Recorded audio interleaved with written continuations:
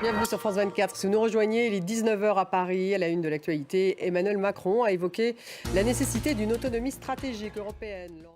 Le débat à 19 h 10, il est consacré à la visite de Lula en Chine. Quels sont les objectifs du dirigeant brésilien? Que recherche Xi Jinping? Ce partenariat Brésil-Chine vise-t-il les États-Unis? Marque-t-il le retour des BRICS, des pays émergents sur la scène internationale? C'est donc le deuxième jour de la visite d'Emmanuel Macron aux Pays-Bas, une visite qui a été une nouvelle fois perturbée par quelques manifestants. Le président français a signé un pacte pour l'innovation avec le gouvernement néerlandais. Emmanuel Macron donc a assumé intégralement les propos qu'il a tenus en déplaçant en Chine. Il a dit donc, on l'écoute. Xi Jinping a appelé les forces armées du pays à renforcer l'entraînement au combat réel. Je cite un appel dans un contexte de tension autour de Taïwan, vous le savez, après 3 jours d'exercice militaire pour faire pression sur l'île. Noémie Roche.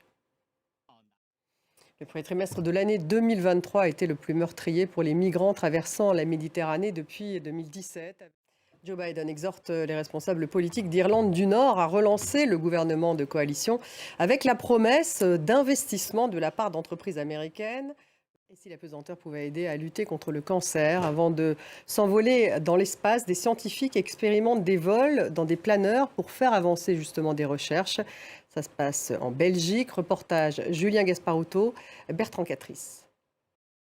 Merci d'avoir suivi. Dans quelques minutes, le débat il est consacré à la visite de Lula en Chine. Ce partenariat Chine-Brésil vise-t-il les États-Unis? Lula joue-t-il un rôle d'équilibriste? Voici les questions que nous allons poser à nos invités. C'est dans quelques minutes. Restez avec nous.